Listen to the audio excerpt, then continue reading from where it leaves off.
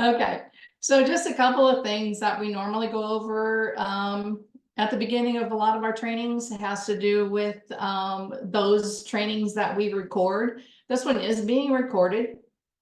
So if you want to go back and take a look after the session is over, some things that just didn't make sense, or you want to look at the video, we will post it on our website.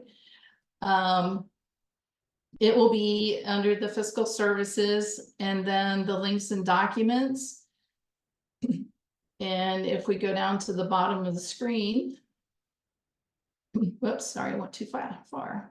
Our YouTube channel is over here on the training videos, and we will post it to that location. Okay. Now, my name is Sharon Lawley, and I am a fiscal support person with the Marion Meta team. I'm not going to go into backgrounds of how long I've been around, because that's just nasty, but but hopefully we'll give you a little bit of information about the advance.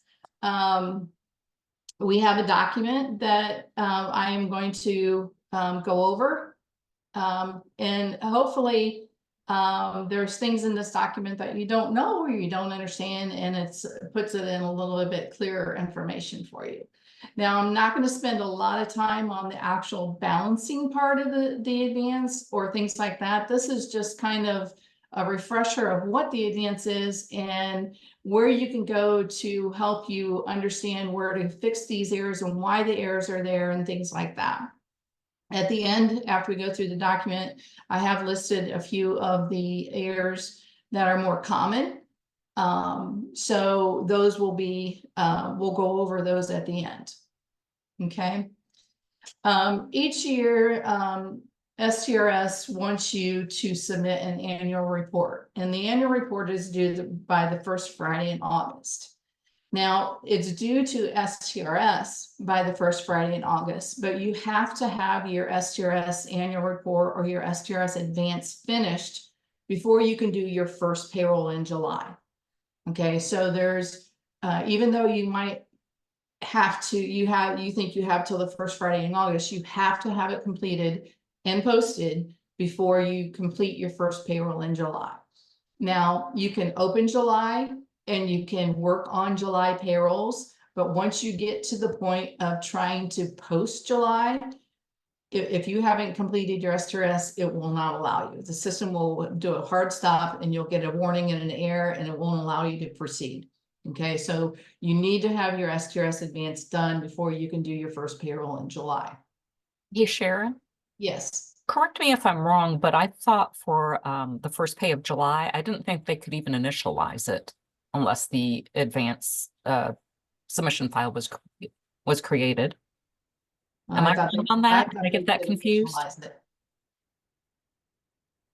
It's on, I have the checklist here. Let me look at the checklist.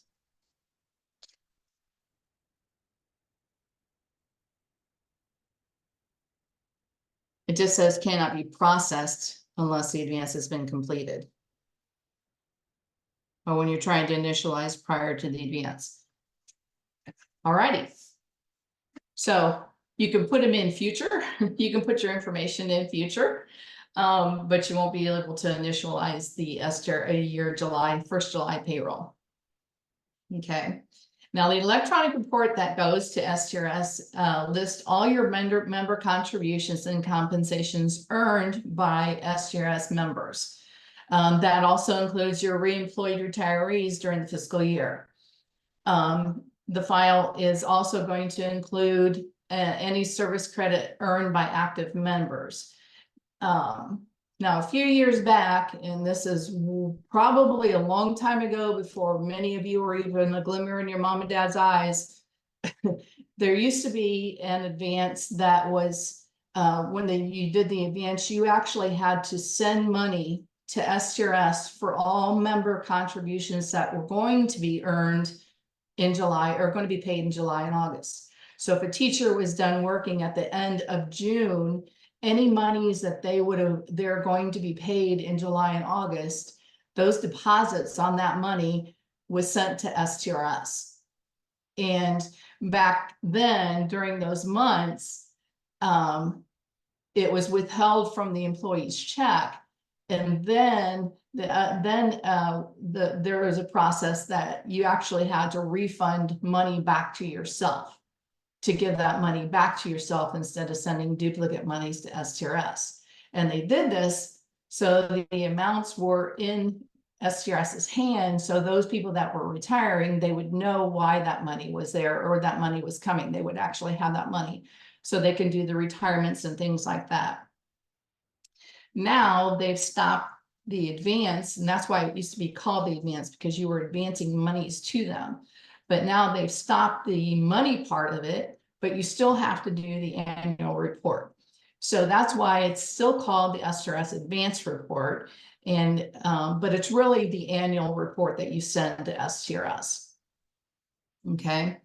And a lot of times when we talk about STRS advance, we talk about earned monies. Okay, so anytime you hear earned member contributions, this is money that the employees, if they're finished working all their work days, they're posted to their job calendars by the June 30th. If the employees are finished working by that time, anything is earned that they're going to be paid ahead of time. If you look at the compensation record, you might see the accrued wages. The accrued wages is basically the money they have earned up to that point. Okay, so any monies that they have earned but not yet been paid, when you look at the advance report, there's a column that says the non-taxed 591 or 6, which would include 591 and 691 deductions, will be in that column. Okay. If they already have earned that money, if they've already been paid that money, then that's going to be in a different column on the report. And we'll show you the report here in just a little bit. Okay. And a little bit about the accrued wage. Okay.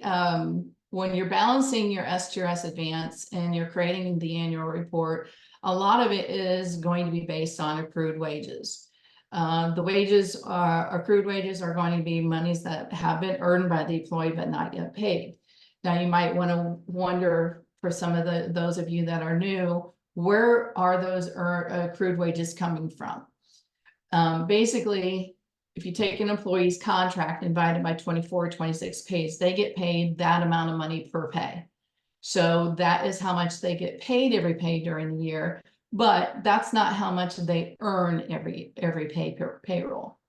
So then if they take the contract amount and divide it by the number of days worked, which for teachers and things like that is like 182, 183 days, that daily rate is higher than what their pay per period is. So if you take the daily rate is higher by the number of days of that pay period than the pay per period is. Okay. So during the payroll, let's say if your payroll has 10 days in it, the system's going to take that 10 days times their daily rate, and that's how much the employee earned. Then the system's going to take the amount earned, subtract the pay per period, and that money left over is the accrued wage. So that gets put into that field, and it gets held for times during the year where they don't earn any money. They're not working any days. Sometime around Christmas time, if they have 2 weeks off at Christmas time, they might not earn a whole 10 days worth of pay. So somewhere, something has to come up to be able to pay that person their pay per period. Monies have to be accounted for. So it takes money out of the accrued wage to make up that difference to pay the pay per period. Okay. Also during the summer months, whenever they're paying, they're not getting any new earned money. So now it's going to be taken out of the accrued wages. Now, used to be the accrued wages was very important when it came to the advance, because the SSTT, when you run the report, the SSTT would do a calculation and take a look at that amount paid and look at the accrued wage field. Okay, now it does a little bit different calculation. When it actually does the advance, when it figures out that advance, it's going to take your pay per period times one less. Let's say there's 4 pays left in the person's contract. So it's going to take the pay per period times 3 pays, add that to what's been paid, then subtract that amount from the obligation, and it will come up with the final pay then that it's going to pay. And that's a little bit of importance, because a lot of times with rounding and everything, you might have an employee that has pennies that are different when it comes to the STRS advance. So if you just take their pay per period times that 4 pays, it's going to be off by a few pennies because of rounding of what was actually reported to STRS for their earned monies. Now, because of the way the SSDT has changed its calculations, you should not be off by those pennies anymore. Okay, it should all be balanced at the end of the report. Now, there are some situations where things will come up that will cause your report to not balance. And I'll go over those a little bit further down the line when we're looking at some of the other reports and things. Okay, the accrued wages are also used for payoffs. So like if they person leaves in the middle of the year, they've earned all that money, you need to pay those off to that person. So you can do a payoff on that job and pay them all their earned accrued wages. Okay. So the next thing here then is, why is it necessary to do the STRS annual report?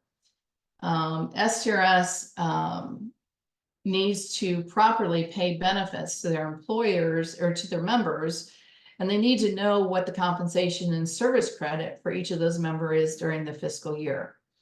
So if you have somebody that is retiring July 1st, August 1st, something like that, if you haven't done an annual report and told STRS what their earnings are going to be in July and August and the service credit for that year, they wouldn't know what to pay that employee as far as benefits for their retirement. So that is basically why you have to do the annual report, because if you look at it, basically there's a lot of members that retire during the summer.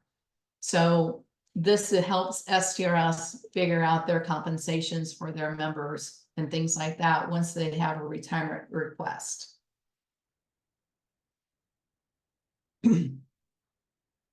And you might think that, well, I send them a per pay report, you know, a report every time I do payroll, which has their deposits in it. So they would know what the deposits are going to be. But again, it's not that per pay report does not include any payrolls for July and August. They need to have those ahead of time. Okay. And it also provides STRS with the service credit.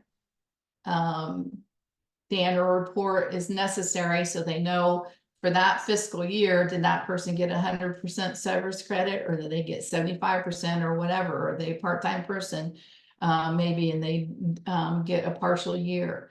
But STRS needs to know that.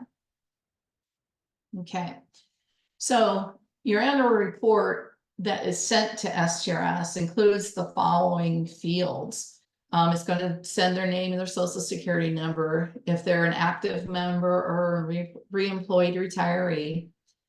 It's going to have 2 columns on your report. When we take a look at this report, the first one's going to be tax contributions. That would be anybody that pays or withholds the employee share of retirement on a 450 record. So it's not tax sheltered and it's not paid by the board. So that would be a 450 payroll item. That's very unique or very rare that any school district is still on a 450, but there may be some districts out there that do that still. So that would be a tax contribution. They've already paid their taxes on that amount. So STRS needs to know that, because when they pay the retirement benefit, they need to know if they should tax it or don't tax it when the employee gets their retirement check. Okay. Then if you have what we call tax sheltered or tax deferred contributions, that would be if you have a 591 or a 691 payroll item that's set up for the employees. This is going to be probably 95% of the districts in Ohio have this type of retirement as the 591 and 691. The employee is not paying taxes during the fiscal year that's being withheld. they will pay the taxes when they get their benefit check from STRS. Okay. The other thing that is sent is service credit. Okay, when we look at the report, we're going to see two columns. You're going to see the number of days worked, and you're going to see service credit. Number of days worked are not reported to STRS.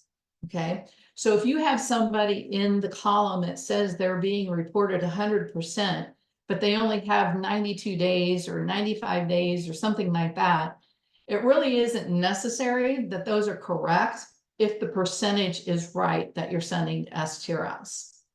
Okay, now we'll get into some questions and situations here in a minute that, yeah, the percentage is right, but maybe they're not on the report. Okay, because the days worked does not equal the days in the contract. So that situation we'll talk about a little bit later. But as far as the service credit goes, those days worked on the report are not being reported to STRS.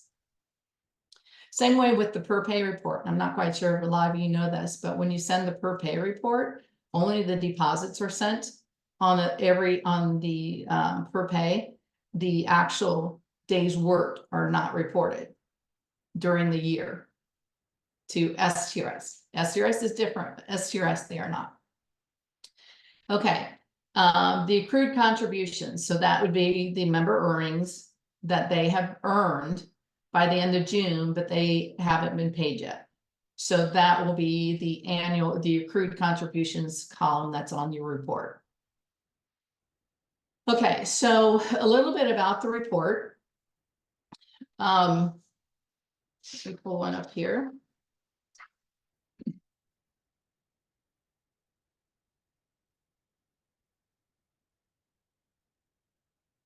Okay, can you see the STRS advanced report? Okay. All right.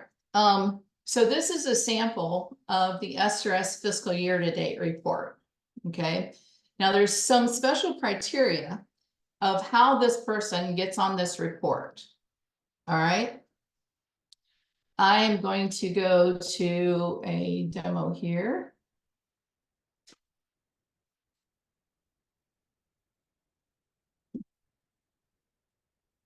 So the first thing that the system looks at when you're running these reports, any of the STRS reports, is it's going to go to the position record first. So once the person's position, it's going to look at this retirement code. I'm going to pull up this one person and take a look at her a little bit closer here. This field right here, this STRS retirement code, this is where it's going to look to see if they should even be on the report to begin with. Okay. Now, I think when you're starting to work with your report and take a look at it, I think it's best if you go to core and positions and go to the position grid. And then I can go and say, okay, I want to look at only active jobs.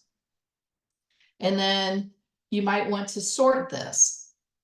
Okay. STRS and STRS, but another one that you can do, this is what I was getting to, is this none. Okay. You can filter by none first also. So these are jobs that you've set up that have no retirement taken out. Now, you might ask, well, why wouldn't there be retirement? Well, it might be a compensation paid for leftover vacation days or severance pay or something else that doesn't have retirement taken out. Okay, so some districts might set up jobs that don't have retirement taken out, and that's perfectly fine.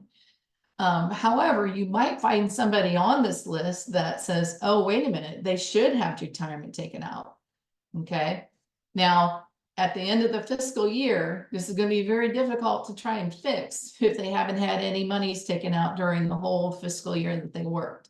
Okay. And you'll have to work with STRS to get that corrected. But this is where you would go to see if there's any retirement code. Okay. Then the next thing in documentation, it talks about the employees' earnings. They have to have some kind of earnings in this fiscal year for them to be put on the report. The first thing, it's basically a sum of these next 3 bullet points. So the first thing is they have to have, for an advancing compensation, the accrued wages will be added to the earnings. So I'm going to go ahead and pull up this person's compensation record.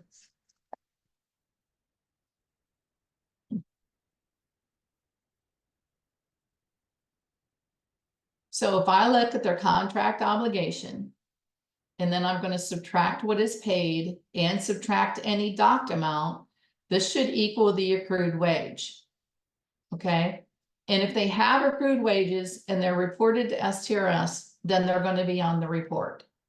So they have money to be paid, and they actually have compensation there and they're reported to STRS. If they don't have any information here, but there's adjustment journals that have been added during the year, let's say you were fixing something and you would added an adjustment journal for payroll items for 591 or 691 or 450 if it's employee paid, those will be included also. And then also if there's any applicable gross of historical STRS pay items. Let's say you have somebody that's been completely paid off. They left in the middle of the year. So this is not going to have any accrued wages. The amount paid might be equal to the contract obligation, or number of pays in contract equal number of pays paid, things like that. But if there's historical gross, then they will be on the report as well. Okay. The next bullet point then, let me go back to my document here.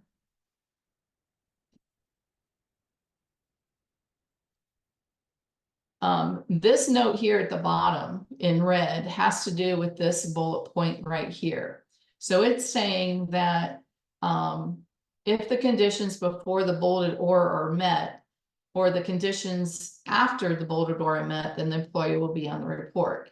So it's saying that if the employee must have a contract compensation with a date range with that the current date falls in. So no matter when they run the report, if the compensation date range is included in today's date and compensation pays is not equal to the pays in the contract, then that person's going to be on the report. Or if it's a non-contract compensation. Okay, so one of those two has to be met for them to be on the report. Okay. And it's saying that the above bullets, if the conditions in this have to be met, these three up on above it still have to be met as well. Okay, they still have to have STRS, they still have to have earnings in the fiscal year for them to be on the report. And the last one here is having a compensation stop date will prevent a compensation from being advanced. So if you have somebody that you think should be on the report and they're not showing on the report, I would go there first, look at the compensation stop dates, look at the days worked and the days in the contract. Those are usually the three things that we'll find that need to be adjusted for them to be on the report. Okay.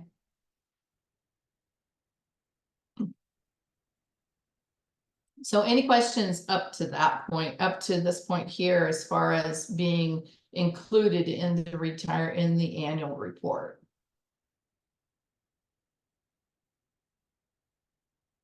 Okay.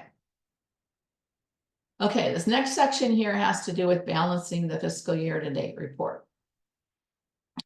Like I mentioned before, we're not going to go into the detail of this, but this is basically the steps that you would take to make sure that your STRS report is balanced. Okay, so to balance your fiscal year to date report, you need to take the taxed and non-taxed deposits. And there's an example of this on the next page of the sample report. Well, let me just pull up the report here. So we have non-tax deposits and taxed amounts. So this is taxed deposits in this column here. Oops. And this column here is your tax deposits. And then you have non-tax deposits in this first one. Now I said this column here that says tax deposits and pickup amount, those would be your 450. Okay, so anything in the 450 record that's employee paid. Your non-tax deposits are going to be anything in the 591 and 691. So that's basically going to be this number here. This column here is going to be those. Then you have your advanced amounts. Okay, so you're going to take your taxed amount should equal what you've already paid STRS. So the column, this total of this column here should equal everything that you have paid to STRS. Plus the advanced amount then, which is going to be this next column to it, is should equal the total of the non-tax and tax amounts together. So if I go back to the document here, I have a little screenshot of it, of the actual totals at the bottom of the page. So this is saying 192,227.38. Those are all total payments to STRS. This is not including amounts that you paid for last year's advanced people, and I'll talk about that in just a minute. Okay, but this figure here, plus your advanced amount of $2,318.74 is going to be the totals that you're going to deposit with STRS for the fiscal year. And that comes up with the 194,546.12. Okay. So,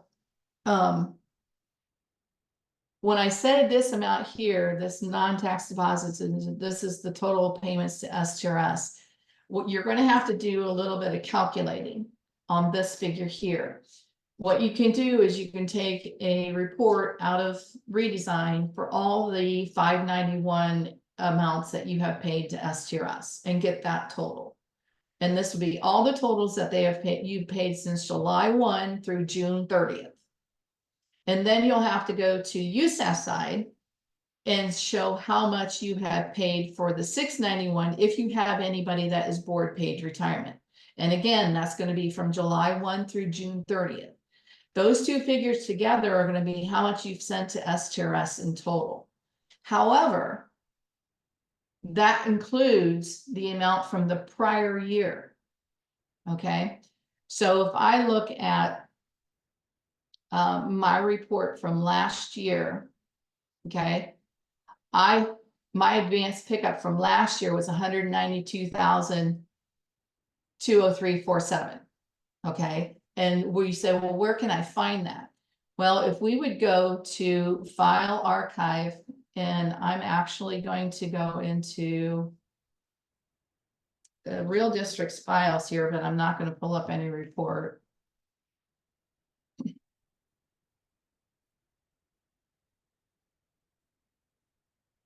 You go to Utilities and File Archive. And then I'm going to filter by 2023. Then I have my fiscal year to date reports for 2023 out here. Okay, if I click on this, it's going to pull up all my STRS reports and any of the other one, any special reports and things like that that were ran last year. If I look at this STRS advanced report, you can go to the fiscal year to date or just the advanced positions. The advanced positions report is just those people that are being advanced. It'll have a total of what you sent to them last year as earned monies. So that figure there, which is what I have here on this report that I'm showing, is what you subtract from the monies that you've added up so far. So again, I'm going to go into my files and I'm going to create it or look at, or you might even have something that you keep on an ongoing adding spreadsheet or something, but all payments that you have made to STRS. You can also go to the per pay reports. That might be another way, but you'd have to go to each payroll to figure out which how much of your per pay reports that you sent to STRS. But anyways, if I look at my checks that I've sent to STRS and I got X total number 1, and I look at all my USAS checks that I've sent to STRS for the 691 amounts, that's total number 2. I'm going to add those two totals together, and then I'm going to subtract this total here because this was last year's money that was sent to STRS also. That should equal, whoops, where's my document? that should equal this figure here, the 192,22738. Okay. If those don't equal, excuse me, I'm going through puberty. If those don't equal, then you can put in a ticket to your fiscal support and we'll help you figure out what the difference is or where the problem is, but those should equal. And that's what we're saying about balancing your STRS report. Okay. All right, now a couple other things I want to talk about as far as the actual fiscal year-to-date report. And like I said before, this fiscal year-to-date report is everybody on it. You'll see people on here that have advanced amounts on it. You'll see people that don't have advanced amounts on here. You'll see some warnings on here and errors, and that's what we have to address. You'll see some people, I don't think there is any in this retirement or in this demo, that are retirees. Now, one thing about retirees, they will have days worked on here with service days. Those are not reported to STRS. They will have a service credit of 0 if they're rehired because they don't get any more service credit once they retire and get rehired. Okay. And again, this is what I was talking about as far as the days in STRS and the service credit.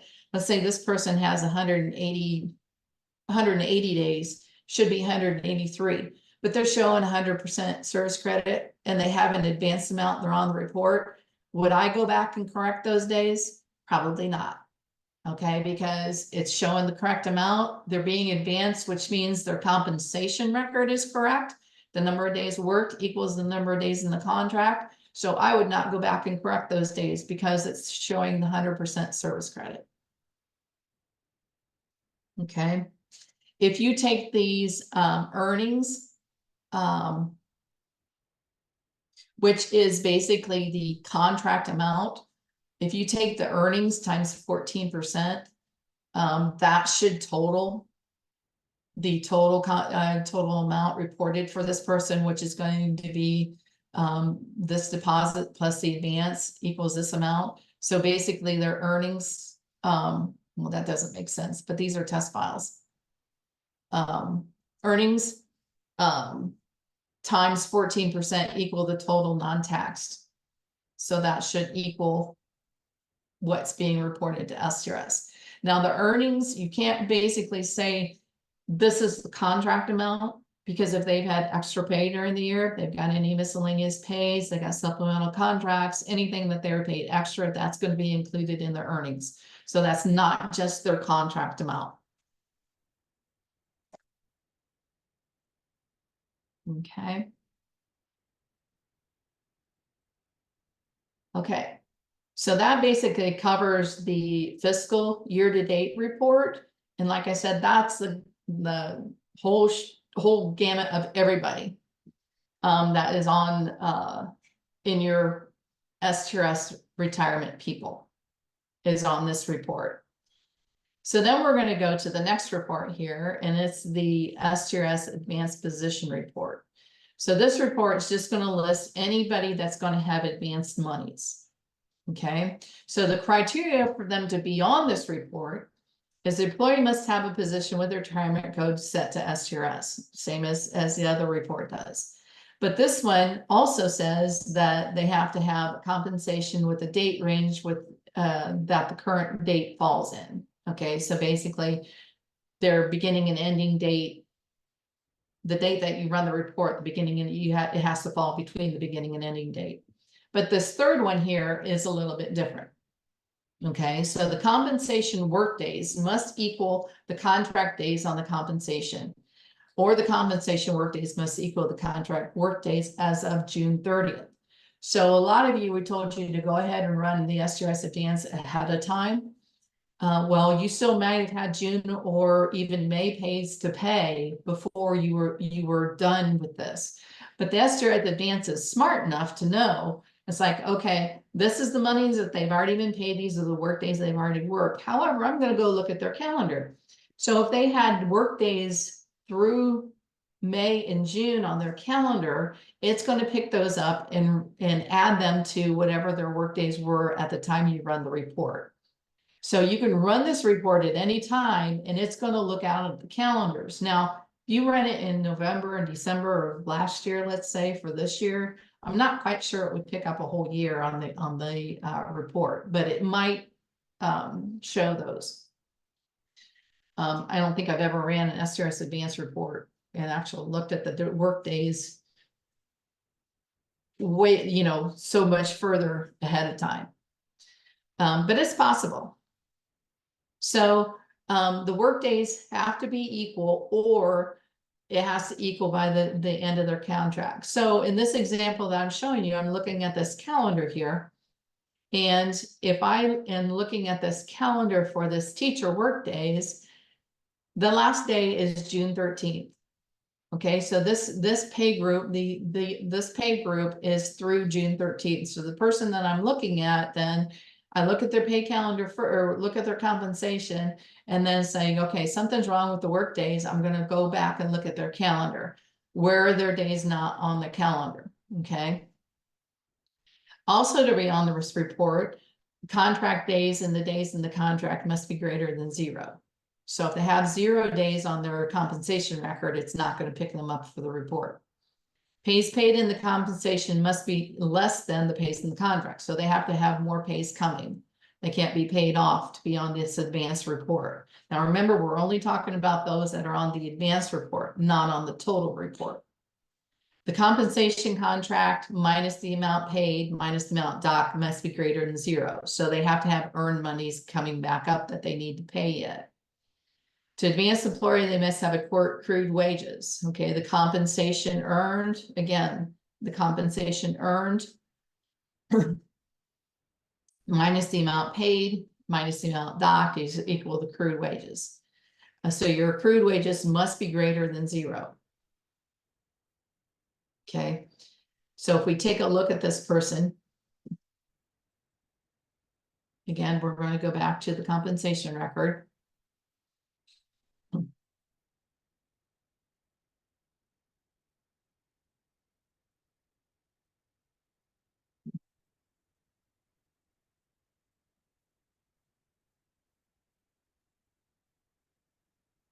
Oops, sorry, I'm getting out of this one here. Go back to my demo. Okay, so the compensation record, I'm going to go ahead and take a look at this one here. And for them to be on the advance report, this field here and this field here must equal. If they don't equal, and you still have June payrolls that have work days to be worked in June yet, those beginning and ending dates of the payroll that you're still processing might still have June days to be accounted for. That's okay. If you go and look at that person's calendar, if we go look at this calendar, if these two are not equal, if we say, okay, my last payroll that I processed, let's say was through May 25th. So I've got the rest of May and maybe part of June that this person might have work days. So I'm going to go back to this calendar and see if there's any work days left since May 25th. And what I could do then,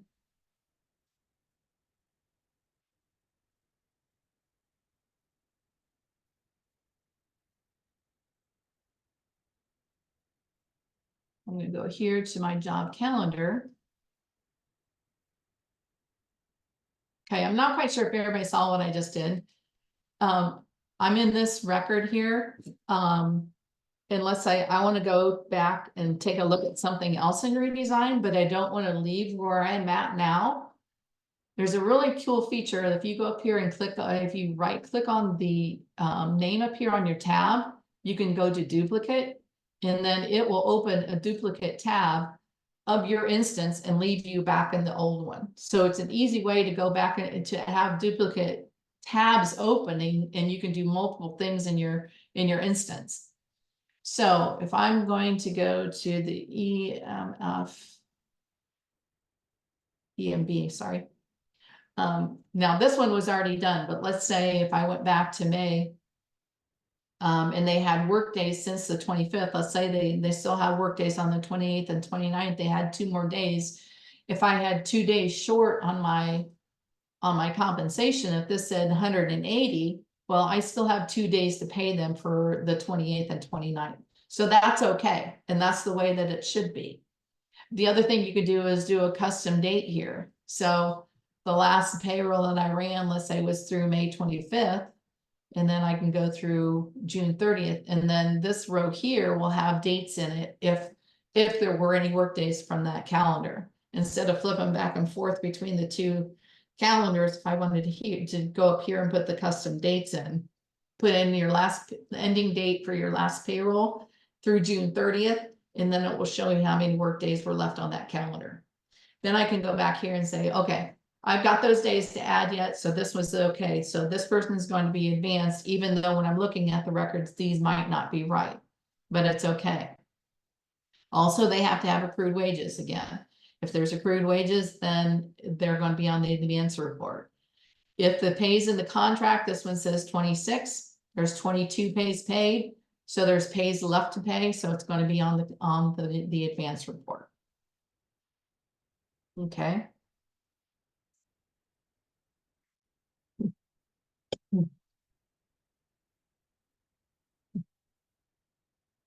Now, a couple of things that will keep the job from not being advanced. One thing is the most important thing here are the days worked. And let's say I have no days work left on the calendar, and this says that they've worked 180 days when it should be 182 days, then in this situation, you would have to go down here and create a compensation adjustment and add those 2 work days to make these 2 equal. Okay. The other thing that might stop them is this contract stop date. If you have a contract stop date that's not within the beginning or ending of this fiscal year, then it's not going to pick them up. Also, if this record's been archived for some reason, it will ignore all the archived compensation records. Okay. So again, if this person should be on the advanced report and they are not on the advanced report, and this is the reason why, it's just a simple fact of going in here and creating a compensation and adding 2 more work days to this record. And you can put a description on here, and then we can post it, and then contract days work will be equal to the number of days in the contract. Okay. I have a sample of what the actual advanced report looks like. It's going to be shorter than your fiscal year to date report because it's only going to list those people that are being advanced. So any employee has work days left in July or August, anybody that's a retired retiree, would reemployed, rehired, retiree. I don't know. I always have to say that 15 times before I say it the right way. Those people will not be on this report. Okay, so that's why it's going to be a lot shorter. And then the totals down here are already going to show the contract amount totals for just these people that are on the report. So this is not going to be total of your whole entire fiscal year to date report. It's just going to be this contract amount due figure. Oops. And then your advanced amount. Okay.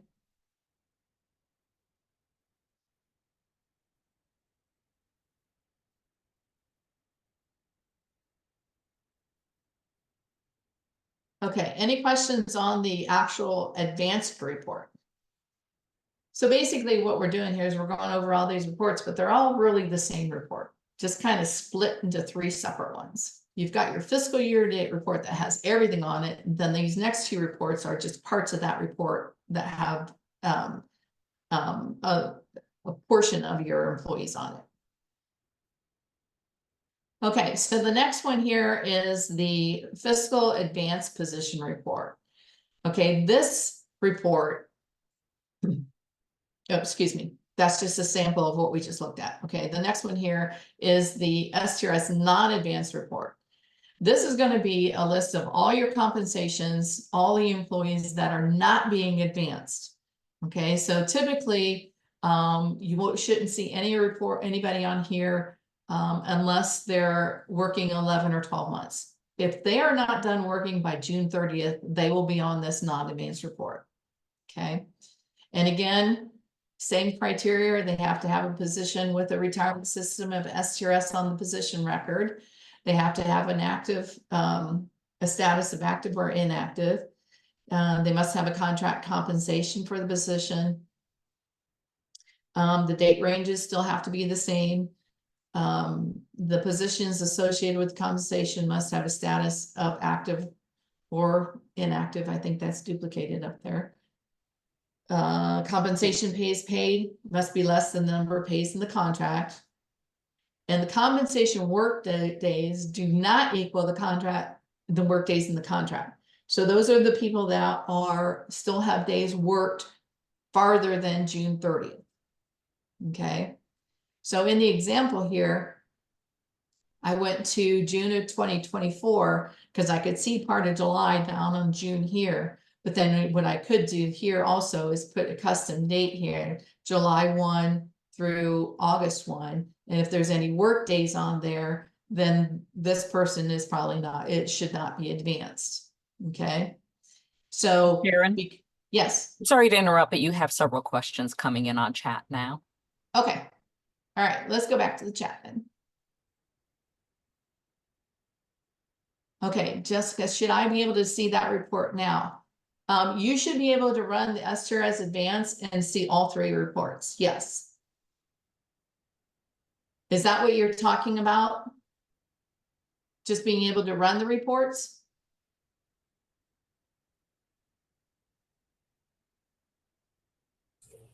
Yeah, so I get an error on just that one. The other two are okay, but that one I get an error on it. Okay. So you're just getting an error on the STRS Advanced report or the non-advanced report? I'm assuming the position report before we got into this one. It's the advanced position report that I get the error. Okay. What's the error? It says severe org SSDT Ohio model exceptions. It's like in a big red something. Okay. All right. Can you put a ticket in and we'll take a look at that? Yeah.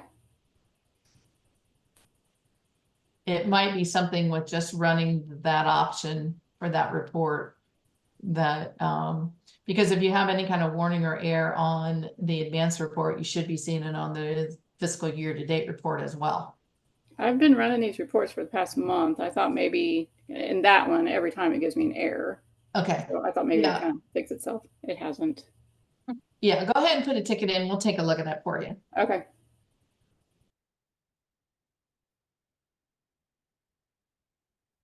Okay, Susan, I do have a rehired retiree on my report. Okay, which report was that? On the one I said on the advanced report only?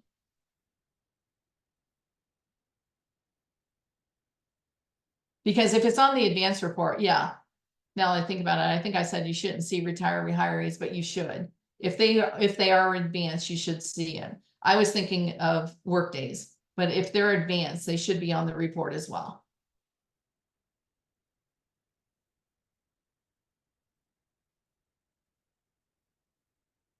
Okay. What are some reasons the dates on the compensation record and the job calendar would not match? Okay, great question. Dates on the compensation record, the compensation stop date. Let's take a look at this here.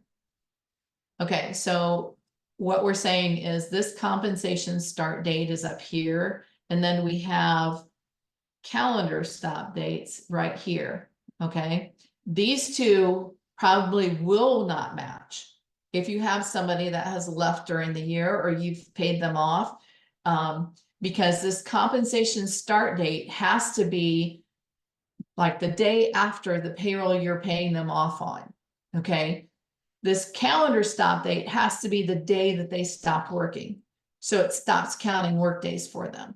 So this could be, the calendar stop date could be a work day within a pay period, But if you put that up here in the compensation stop date, it won't pay him off on that last payroll. Because that date will stop that pay from being pulled in. So it has to be after the payroll you're working on. So that's why those two could be different. It's very unlikely if somebody leaves in the middle of the year, that those two dates would be the same. Okay, Jessica, I'm gonna go back past this one. I'm getting here when I attempt to run it. I'm assuming that we'll take a look at it with your ticket, okay? Okay, so can you go over the piece on retiree hire again? Okay. I think I answered that, Sarah, that on the, I think I said on this, nope. Yeah, you got it for me, Sharon. Thank you. Yeah, on this report here that only has the STRS advanced people. I think I said the retirees would not be on there, but they would if they're advanced. Okay.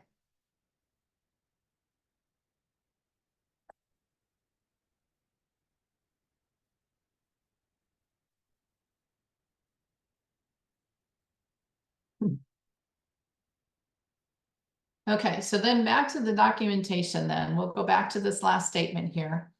If you have a question on if the employee should be listed on the report, if the person should be on the advance or not on the advance, STRS rule has always been you have to be consistent. If they were reported as STRS advance, if you advanced them last year, they should be advanced this year. If they weren't advanced last year, they should not be advanced this year. And that basically is in the situation of the same position. If you have somebody that changed positions, let's say you have a principal that was done on June 30th, but now they're an assistant superintendent and they work in July, that's a different situation. Okay, then that person has changed positions, so they will not be advanced where they were advanced last year. Okay. But if they were advanced last year, they probably should be advanced this year in the same position, and vice versa. If they weren't advanced, they should not be advanced this year.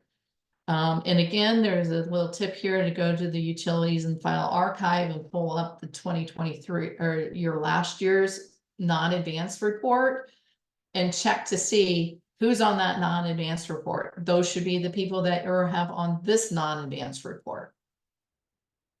Okay.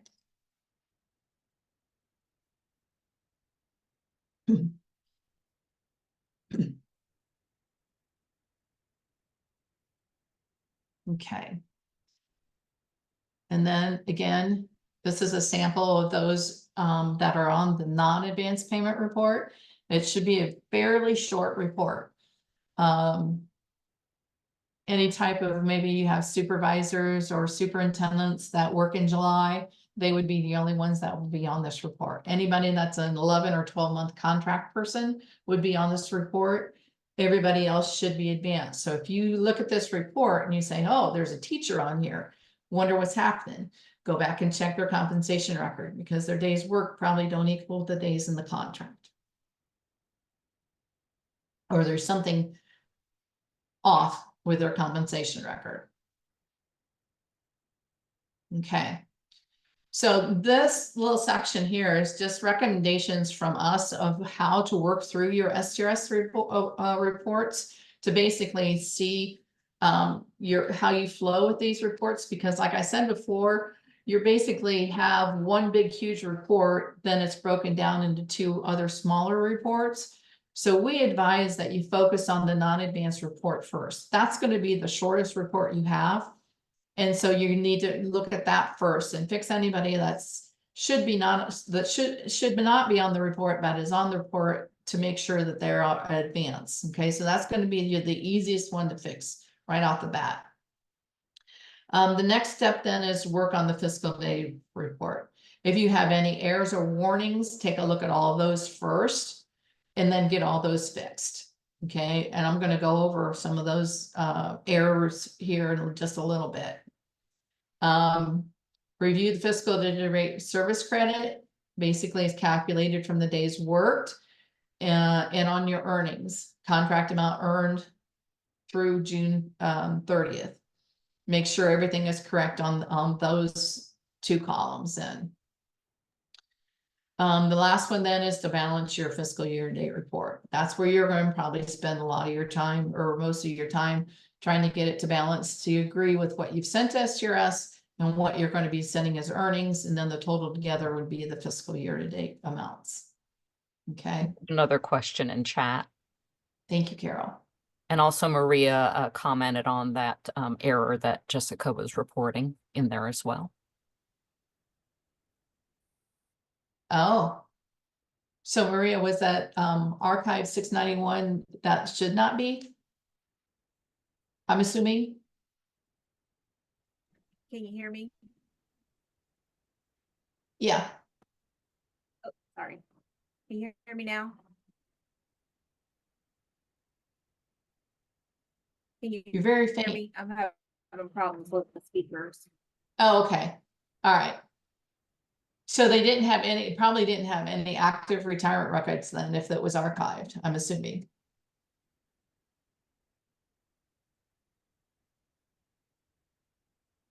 Yeah, Jessica, go ahead and start there first and look at that 691, see if there's any archived. You can go to the payroll item grid and just filter by 691 and see if, and include, check box that box at the top to include archived records and see if there's anybody listed in there that is current, that has been paid this fiscal year, but that record's archived. Should the advance amount on the fiscal year to current and the advance amount on the advance report be the same?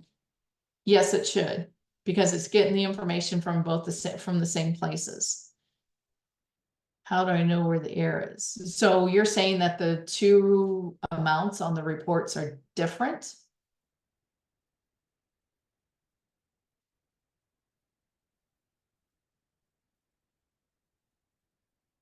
I'm not quite sure I've ever seen those two totals being different, but if you have that situation where the fiscal year to date advanced amount is one figure and then your advanced report amount is a different figure and you're running the reports at the same time, put in a ticket to us and let us take a look at that. Because like I said, that's a weird situation. I don't think I've ever seen those two reports being off when you run them at the same time. 169.65. That's an odd number too.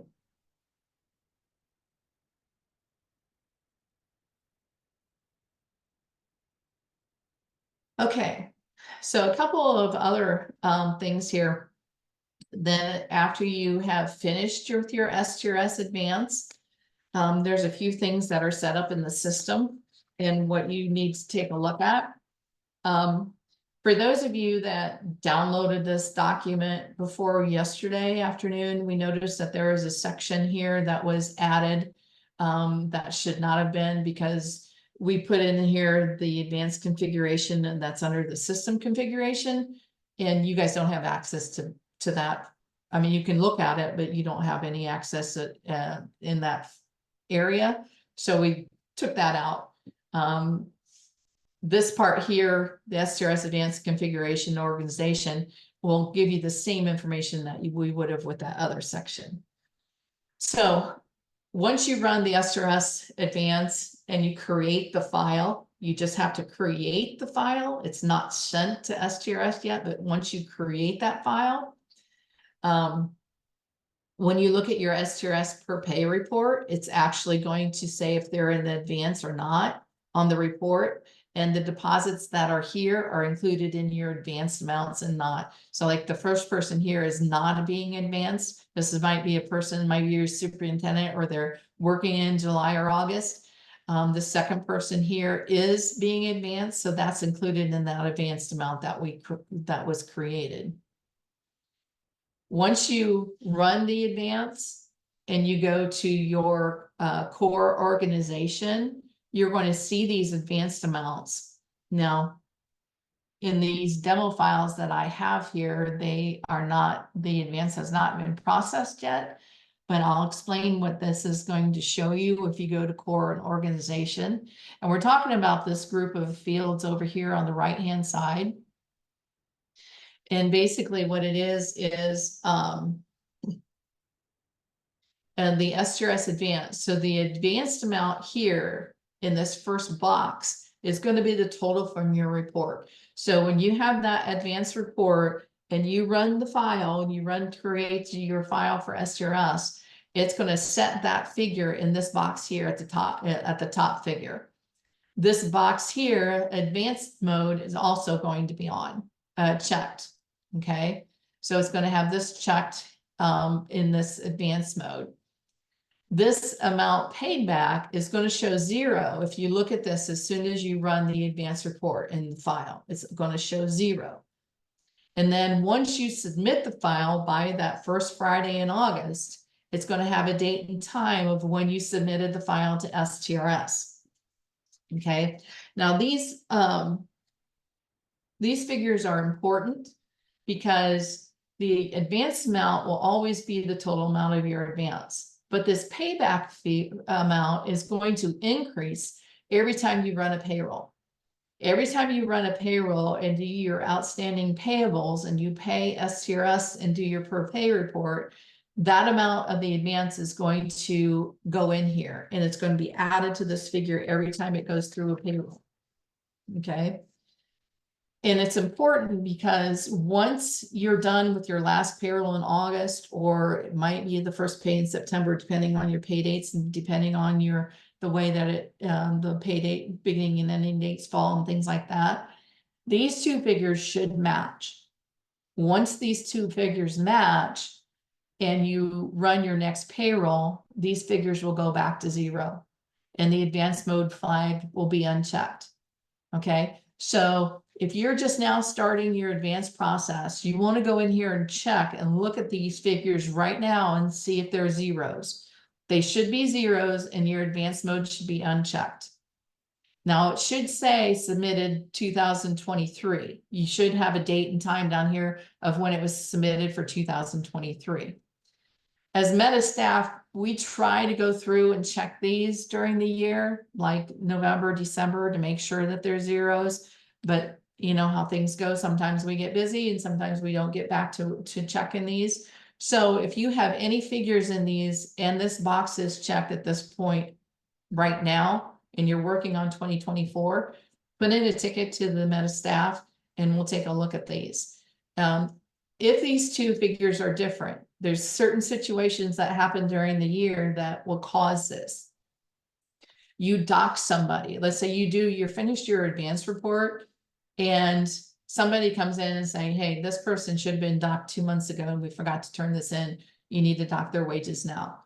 Okay, so they're going to be docked wages. So that's less money that's going to the retirement system than what you reported. So you're going to have to contact STRS and say, hey, I need you guys to reduce the deposits for this person for 2024 by this amount. And they'll reduce it there.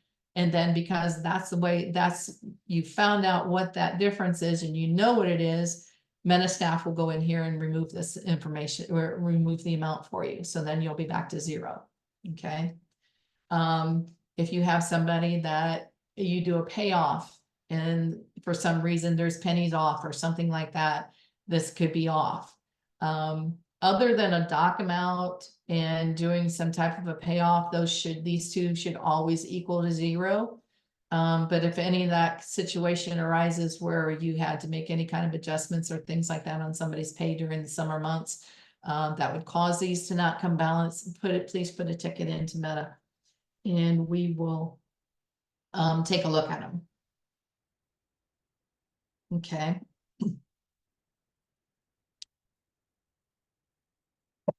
Excuse me. Okay. So that basically goes over this information here about these two amounts should be 0.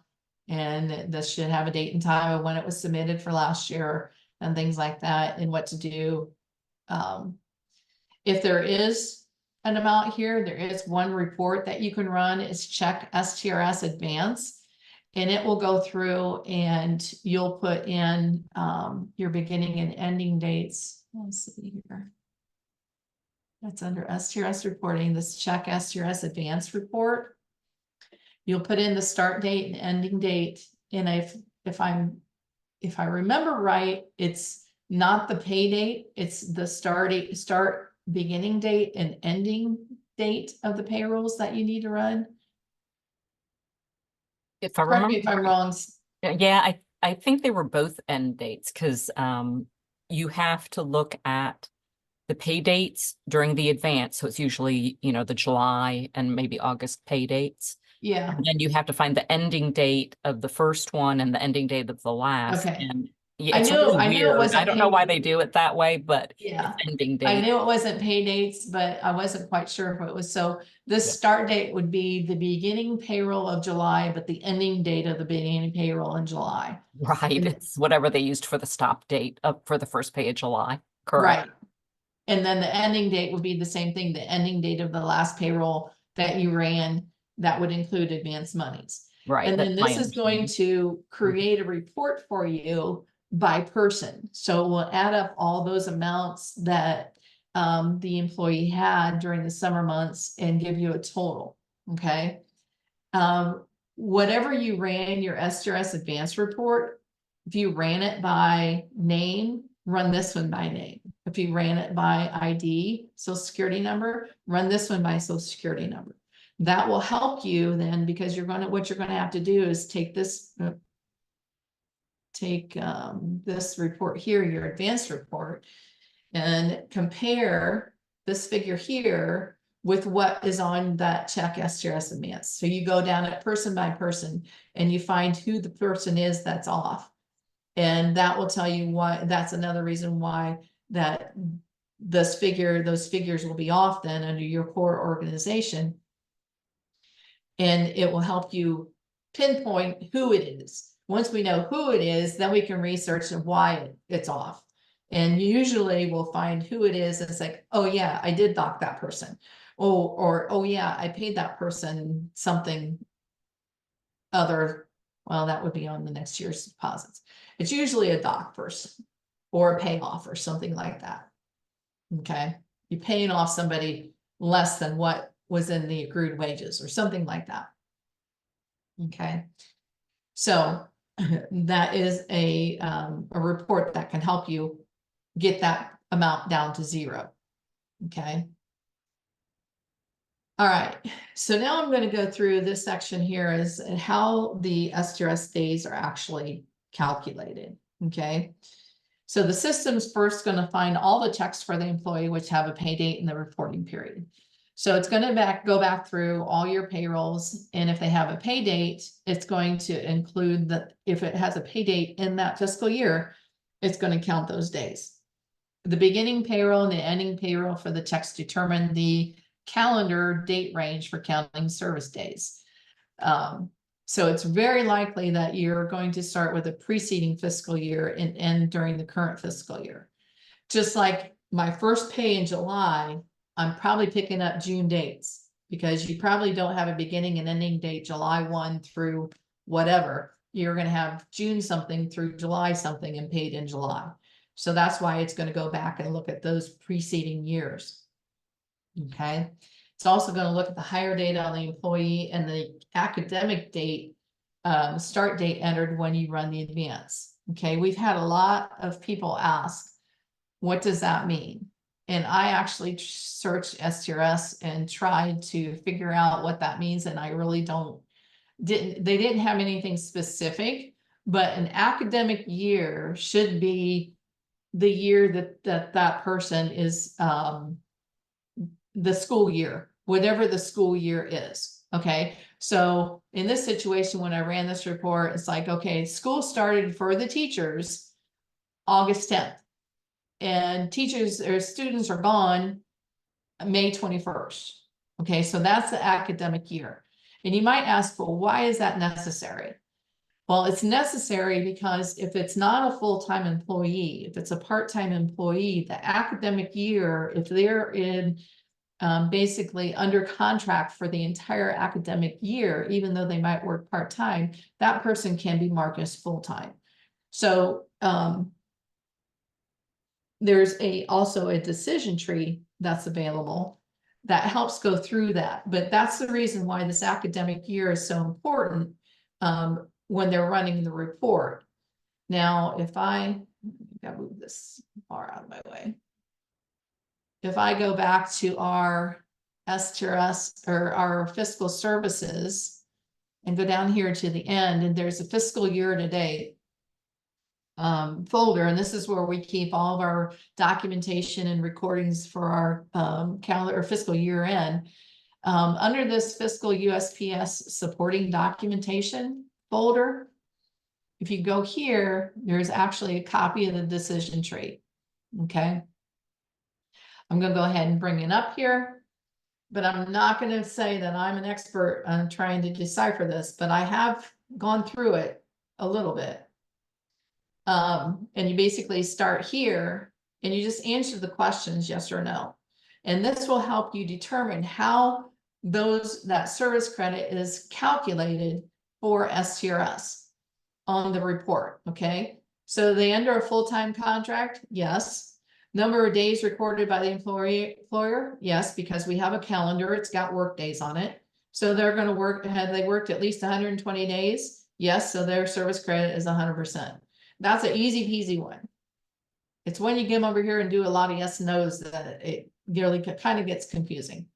Okay, so if they're not under full-time contract, calculate the service credit as part-time. Okay, so number of days or hours recorded. Yes, we have attendance days. We have you might have a calendar situated. So then did they teach at least 90 days or 500 hours?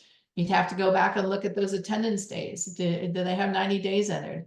Or basically that would be a sub. Or is there 90 days on a calendar?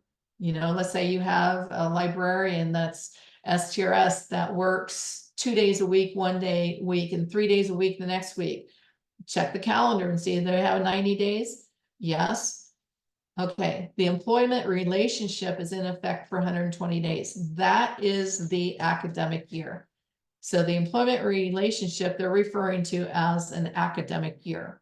So the beginning date of school, the ending date of school. So is their contract run from those academic dates? Yes. Is total compensation greater to or equal to the state minimum salary? Okay. Now, the state minimum salary has just changed for this year. And you can go to system and configuration. And if you go down to STRS configuration, the state minimum salary is $35,000. That is updated by the SDT. Whenever there is an update to the software, they'll update that and they'll put that in. So when you're looking at a decision tree, then that information is out there for the 35,000. So is their compensation greater than or equal to or greater than the state minimum? Is their contract greater than 35,000? Yes, then they get a whole year. Even though they might be part-time, they'll get 100% service credit. Okay, so you can basically follow this decision tree down and calculate if there's somebody that doesn't look correct, then I would suggest coming to the decision tree and just start walking through it to see how it's calculated. Okay. Okay, so then we have the decision tree and full-time and part-time and contract year. Okay, sorry, I was looking at my notes here. The system looks at the hire date. Yes, we've talked about that, and determined by counting the days by the job calendars. And also the days, these days must have a paid date stamp on them. So if you look at attendance days and there's no paid date on it, it's not going to count that day. And when I talk about paid date, it's like when you're in here and you go core attendance, if there's dates, attendance days that you've added in here, we'll take a look at this one. See, there's no pay date on this one. That means that I put this date in here, but it hasn't ran through a payroll yet. Okay, when you process a payroll that is with this beginning and ending, this activity date is within the beginning and ending date of the payroll, then it's going to add a pay date to it. You might find some that are missing pay dates. The date was entered after your payroll was done. Let's say if somebody turned in an attendance day late or something like that, then you could actually go back and look at those dates and to see if there's pay dates in it, because those pay dates had to be have to have a pay date stamped on them to be able to be included as a work day. Also, the system was going to locate any core adjustment transactions for STRS retirement days. This might be some of those days during the year where you actually say, okay, I'm doing my per pay report to STRS. This person's missing 2 days. Well, I'm just going to do an adjustment for 2 days to get those days included and sent to STRS. Those days are included in the work days also when it does the advanced calculations. Okay.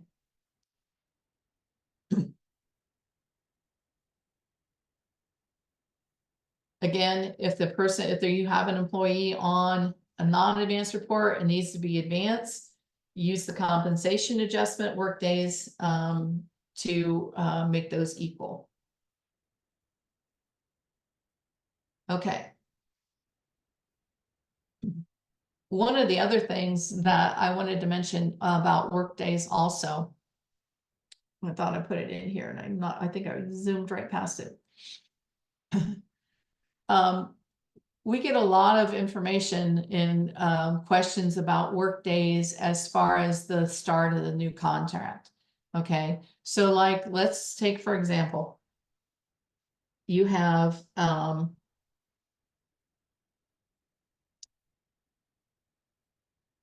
employee. Let me pull up here.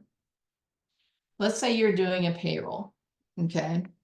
And the payroll is the first pay of that new contract, okay, for your teachers.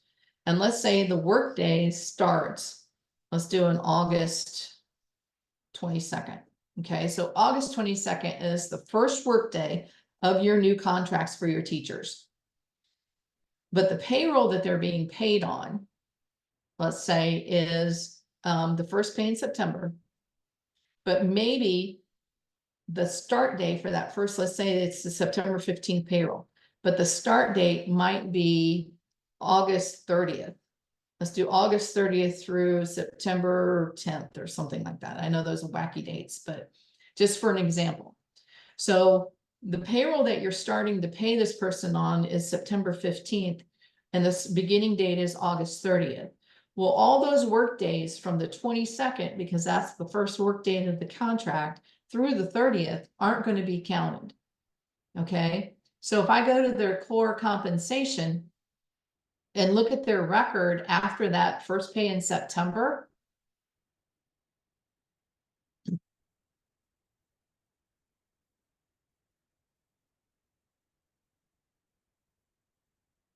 okay, if I look at this teacher record after the first pay in September, it's going to have 182 work days, but it's going to be short 7 days from this pay period. Let's say it only shows 3 days work days there, because the beginning of the contract work days were from a prior period. Okay, I know Heidi is, and a lot of other people have talked to you about working through your summer months and working through that a spreadsheet that's out there that we have available to when your beginning date is, when your first payroll is, when you should actually activate their new contracts. Okay, so this will always be correct if you go into your new contract. When you're processing your new contracts, even though this person has, I don't think I have any new contracts in here. Even though this, oh, I do. Okay, so let's say these people are for 2025. Everything's in here for 2025. However, I'm doing the last pay of 2024 contracts and my period dates overlap. So part of the work days for 2025 are on this last pay period for 2024, on the last payroll for 2024. I want to activate these jobs, activate all these contracts, put them over as active. Even though you will see two compensation records then, you'll see 2023 or 2024 and 2025. It will not pay both. Okay, the system knows that this start date and this compensation is not going to start until the next payroll. Okay, so it's going to pay off 2024 correctly, but it's also going to give service credit and your correct work days on that second contract on 2025. So as long as you activate your 2025 contracts, my rule of thumb is if that contract start date is within the pay period that you're paying, they should be activated.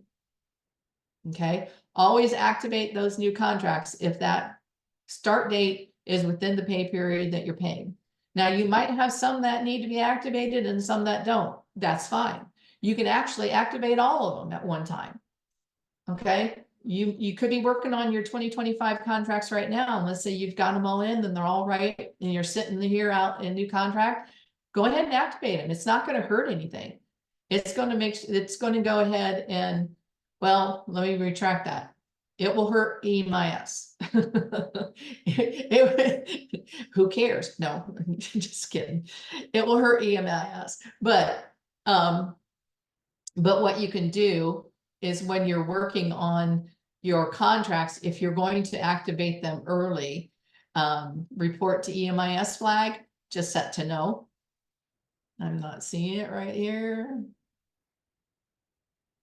I just wish that they had all Hey, these. Sharon, just a reminder on the EMIS reporting.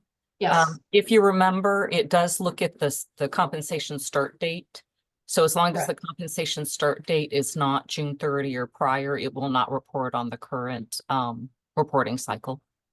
correct. That is correct also.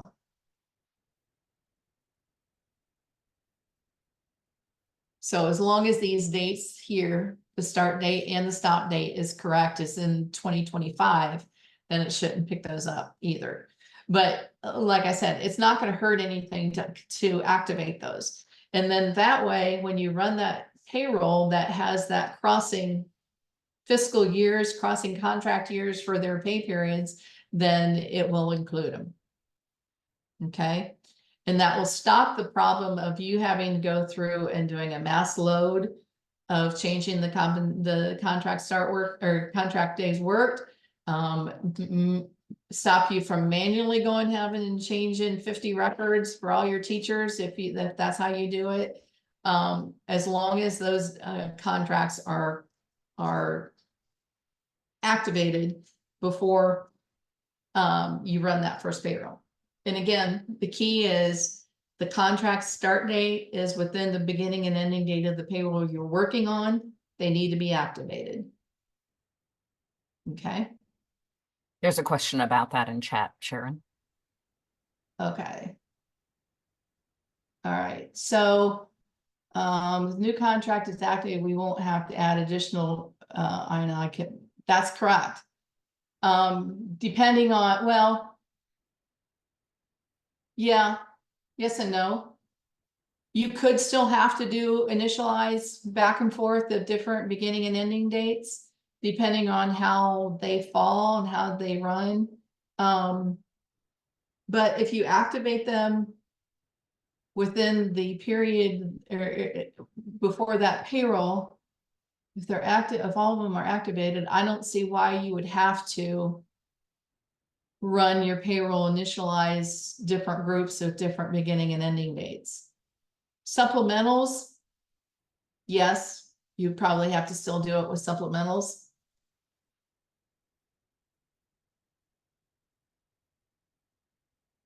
But I can't see, I'm trying to think of anything that would As of right now, Susan, I'm not positive that you would have to do that.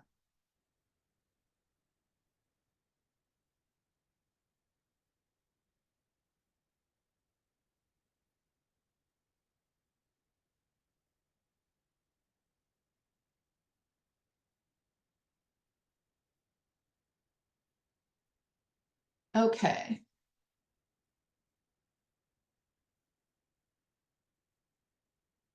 So we're over here on this.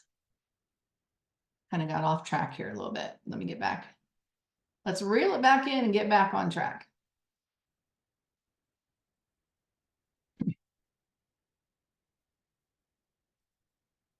Okay. This is where we're talking about the crossing of the fiscal years of going back and counting days worked on the report itself. Okay. So in this example, it's going to be using the fiscal year to date contract start date of employee till June 30th of the year that you're working on. So in the example for 2021, the contract starts August 2nd and runs through July 31st of 21.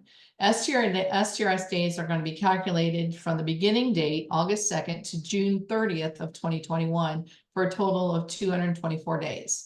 Okay, because it only goes to the end of the fiscal year that that's being reported. Then it's going to look back to the days prior, so 7/1 of 20 through August 1st of 20, because the start date was August 2nd of 20. So it's going to go back and look at those days on the calendar and come up with the total days of 20 days. So then it's going to be equal to 240 days in that contract. Okay. So basically that's how it goes back and looks at prior years when it's counting how many days are in this fiscal year for that person on the fiscal year to date report.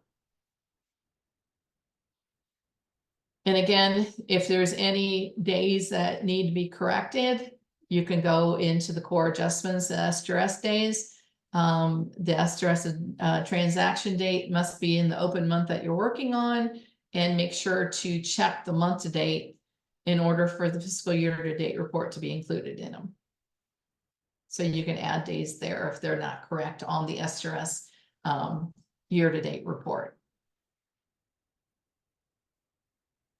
Okay. So the last section here then is basically going to go over some errors and how to go by and what they mean and how to correct them. The SSDT documentation has a whole list of errors that you can get on the report. I kind of just picked out the more common errors that we see that might be easy for you to go through with this process and actually check them to get them corrected. So the first one is, and this is, I don't know, I think more or less now recently, we don't see very many of this, but that used to be a lot of the retiree hires where that box isn't checked until the second or third time they're paid. There's a checkbox on the 450 payroll item to say if they're rehired or rehired employee. And there's also a date on there when that started. Okay. So let's say you paid an employee once, and then you saw, oh my goodness, they're rehired. So we need to go back and make adjustments. So it's not as easy as it used to be, where you just go to the deduction screen and make those changes and then you're done. We have to put in adjustments under the core adjustments. You have to back out the earnings that were, back out the earnings and the board amounts and any type of withheld amounts on the 450 and 591 records. If this person is employee paid only, then these three adjustments are what you need to do to get those to be reported correctly. If the person is a 691 payroll item person, they have board paid retirement, then the next set of information is what you need to do. And then if the last one here is the 691, this one is a combination of both. If the employee's 591 year to date withholdings on those should match. And this would be for both of them, 450 employer. I wonder why it's broken out like this. Sorry. I took this from the SSDT document, so I'm not quite sure why this is broken out as two separate ones here. Let me see. Board amount, portion of the board amount that was earned as retired. This one should match the retiree. I think this middle one is if it was withheld as 591 and it should be 691.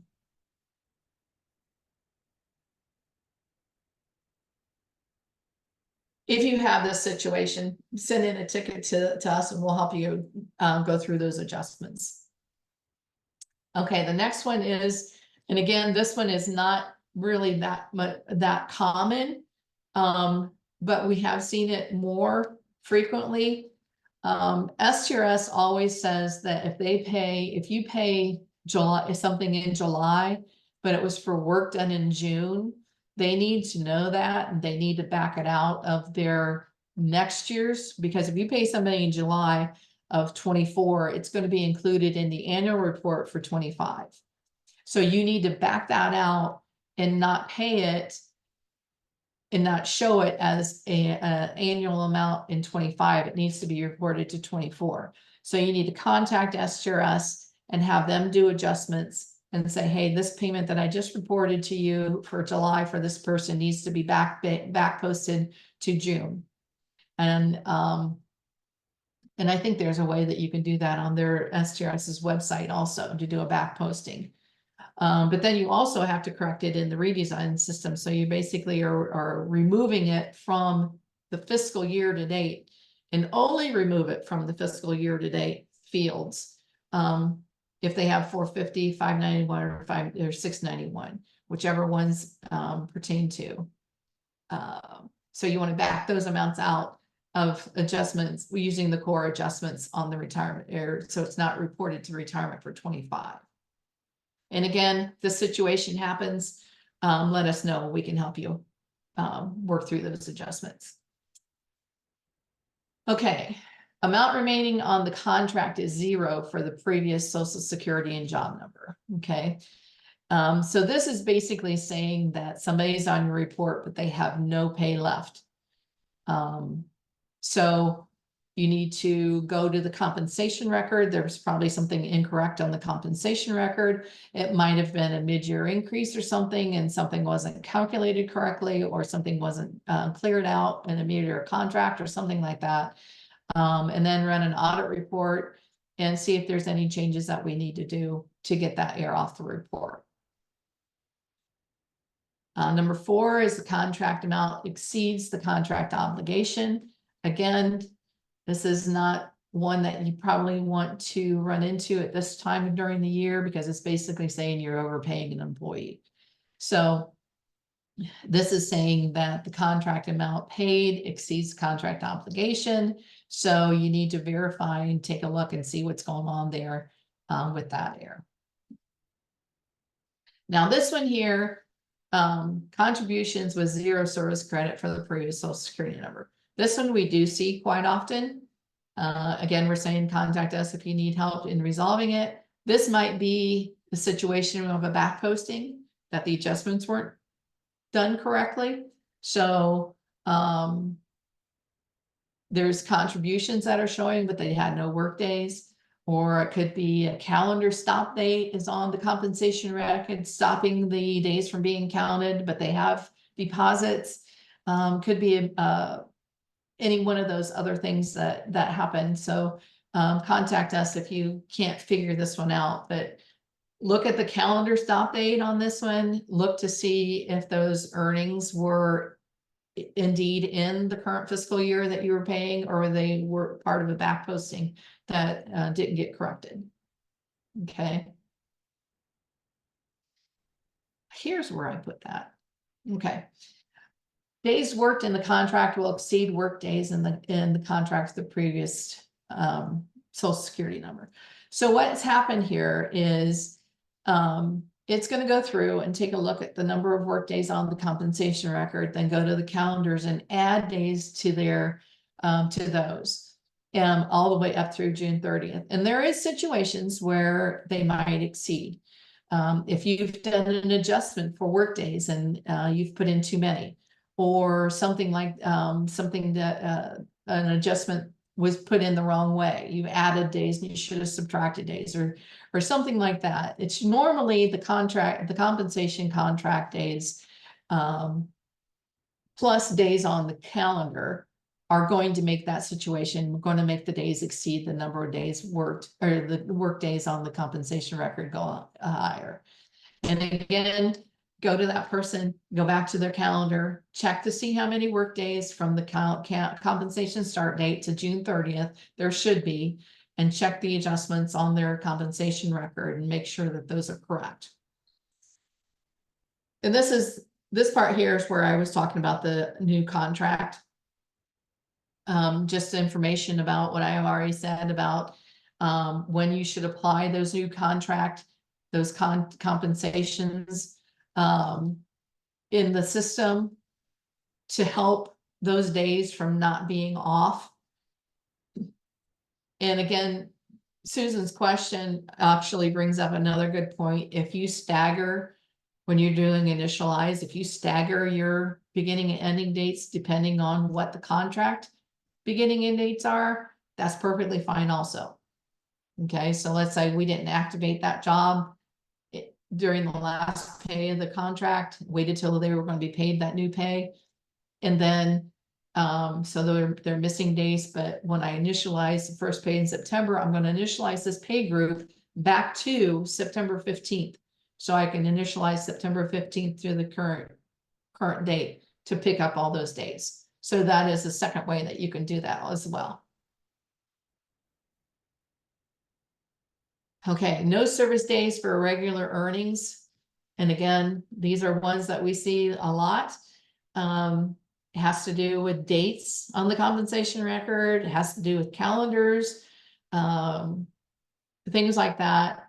Check those dates first and the calendar assignments.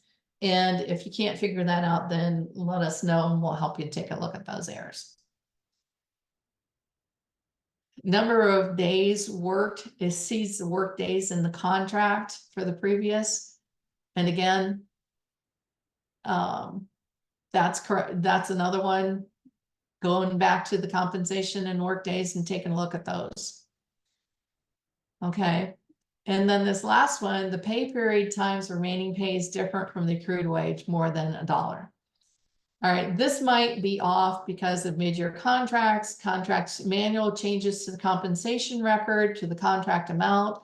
You might change the contract amount, contract obligation, which changes the pay per period, and everything, the pay and the daily rate changes and everything looks fine on the record, but you didn't recalculate the amount earned, which recalculates the accrued wage. Okay, so in that situation, those amounts might be off. So you'll need to, should just go through and calculate those and make sure that if you get this error, go to that person's compensation, take the number of days in the contract times their daily rate. That should be what's in the amount earned. And then if it's not, make an adjustment, and that one in turn adjust the accrued wages. Okay, let me check my notes here. Okay, I think we're good here. All right. Are there any other questions?